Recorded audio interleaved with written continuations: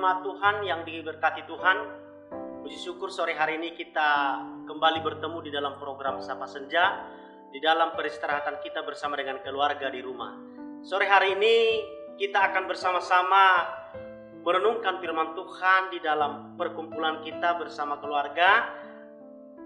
Sebab kita tahu bahwa firman Tuhan adalah kekuatan kita. Renungan kita sore hari ini terdapat di dalam Markus 12 ayatnya yang ke-30. Markus 12 ayatnya yang ke-30 firman Tuhan berkata demikian.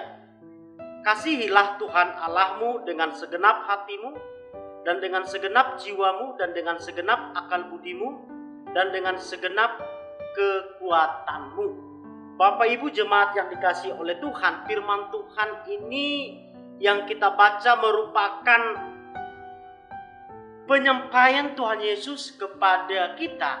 Sebab mengasihi atau mencintai Tuhan itu merupakan hal yang sangat penting di dalam kehidupan kita. Sore hari ini tema renungan kita adalah menjadikan Allah prioritas dalam hidup kita. Mengapa kita harus menjadikan Allah sebagai prioritas dalam kehidupan kita? Mengapa ini penting? Karena Bapak Ibu jemaat yang dikasihi oleh Tuhan, ada banyak kesibukan yang dilakukan oleh anak-anak Tuhan atau sebagian orang membuat fokus kita terhadap Tuhan jadi berubah. Ada banyak kesibukan kita di luar, baik kesibukan di dalam pekerjaan, kesibukan di dalam pendidikan, kesibukan di dalam rumah tangga. Kadang ini merusak atau mengubah fokus kita terhadap Tuhan. Ternyata Tuhan sudah menyampaikan kepada kita, kita harus benar-benar dapat mengasihi Tuhan dengan segenap hati kita. Dalam apa saja kita harus memprioritaskan Tuhan dalam kehidupan ini. Yang pertama, kita memprioritaskan Tuhan dalam kehidupan kita. Yang pertama adalah dalam hal kasih. Kita memprioritaskan Tuhan dalam hal kasih kita terhadap Tuhan. Kita melihat di dalam Matius 22 ayatnya yang ke-37. Jawab Yesus kepadanya, kasihilah Tuhan Allahmu dengan segenap hatimu, dan dengan segenap jiwamu, dan dengan segenap akal budimu. Kembali lagi Tuhan Yesus menyampaikan firman Tuhan yang sama kepada setiap kita. Sebab Tuhan mengetahui bahwa kita sebagai umat Tuhan belum tentu kita dapat mengasihi Tuhan dengan segenap hati kita. Bapak Ibu, mengasihi Tuhan atau percaya kepada Tuhan, mencintai Tuhan merupakan hal yang sangat mahal. Nilainya sangat mahal. Karena apa? Ada banyak perjanjian, ada banyak hal yang harus kita tinggalkan di sana ketika kita mau mengasihi Tuhan dengan segenap hati kita. Jadi, dalam hal memprioritaskan Tuhan, dalam hal ini adalah kasih. Itu yang dibutuhkan Tuhan dari kita. Bagaimana kasih kita terhadap Tuhan? Seperti yang saya katakan tadi bahwa ketika kita memberikan hati kita kepada Tuhan, itu nilainya sangat mahal. Itu nilainya tidak biasa-biasa. Karena apa? Ada pengorbanan di sana.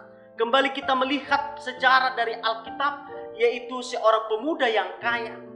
Dia sudah melakukan apa yang disampaikan oleh hukum Taurat.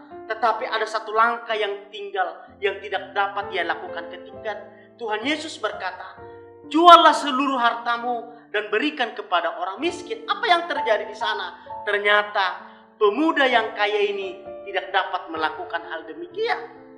Itulah sebabnya bahwa mengasihi Tuhan, mengikut Tuhan itu butuh pengorbanan. Itu membutuhkan nilai yang sangat mahal. Belum tentu orang dapat melakukannya. Berarti pemuda tersebut, pemuda yang kaya ini, prioritasnya belum kepada Tuhan. Itu yang pertama. Yang kedua, siapa yang dapat kita pelajari? Yaitu dari istri Lot. Ketika Tuhan berkata mereka harus meninggalkan Sodom karena Tuhan mau menunggangbalikan Sodom tersebut. Tetapi ketika mereka dalam perjalanan meninggalkan Sodom, apa yang terjadi? Istri Lot dikatakan dia menoleh ke belakang. Ketika dia menoleh ke belakang, kenapa dia menoleh ke belakang? Ternyata Sodom itu adalah tempat yang menjanjikan secara materi di sana. Kemungkinan besar keluarga Lot memiliki harta yang sangat banyak. Di dalam pikiran istri Lot, sayang kalau ditinggalkan. Tetapi apa yang terjadi? Tuhan mengasihi mereka. Ternyata istri Lot tidak dapat memprioritaskan Tuhan di dalam kehidupannya. Nah, oleh sebab itu Bapak Ibu jemaat yang dikasihi oleh Tuhan, mengasihi Tuhan itu harus menjadi prioritas dalam kehidupan kita. Dalam hal kasihlah Tuhan dapat melihat siapa diri kita. Apakah kita dapat memprioritaskan Tuhan dalam kehidupan ini? Yang kedua, dalam hal apa saja kita dapat harus memprioritaskan Tuhan. Yang kedua adalah kita memprioritaskan Tuhan dalam hal waktu kita. Kita memprioritaskan Tuhan dalam hal waktu. Di depan tadi saya sudah menyampaikan bahwa ada banyak potensi-potensi yang dekat dengan kita berubah atau mengubah fokus kita terhadap Tuhan. Salah satunya adalah waktu. Ada apa dengan waktu? Bapak Ibu jemaat Tuhan, kalau kita melihat di dalam pembelajaran psikologis atau hal perkembangan zaman sekarang ini, baik di dalam keluarga, baik di dalam pekerjaan maupun di dalam pelayanan. Kita melihat di dalam hal keluarga, ada banyak keluarga berantakan, ada banyak anak-anak tidak dapat fokus kepada Tuhan. Karena apa? Karena orang tua tidak dapat memberikan waktu yang terbaik kepada anak-anak. Oleh karena itu, ada apa dengan waktu?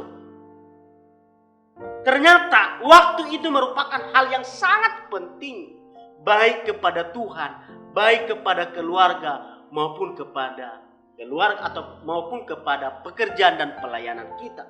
Kita melihat di dalam Mazmur pasalnya yang pertama ayat 1 dan ayatnya yang kedua. Dikatakan demikian.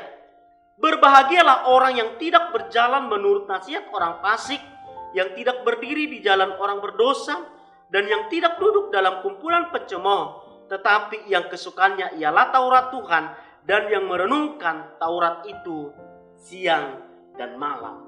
Berbicara tentang siang dan malam itu adalah hal waktu. Bagaimana kita dapat merenungkan firman Tuhan di tengah-tengah kesibukan kita?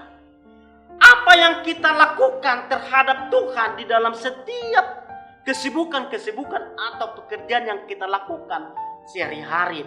Karena firman Tuhan dikatakan, ketika kita merenungkan firman itu siang dan malam, yang diberikan Tuhan adalah kebahagiaan. Makanya tadi saya katakan bahwa ada banyak keluarga yang berantakan. Anak tidak fokus lagi, tidak taat lagi, tidak tunduk kepada orang tua.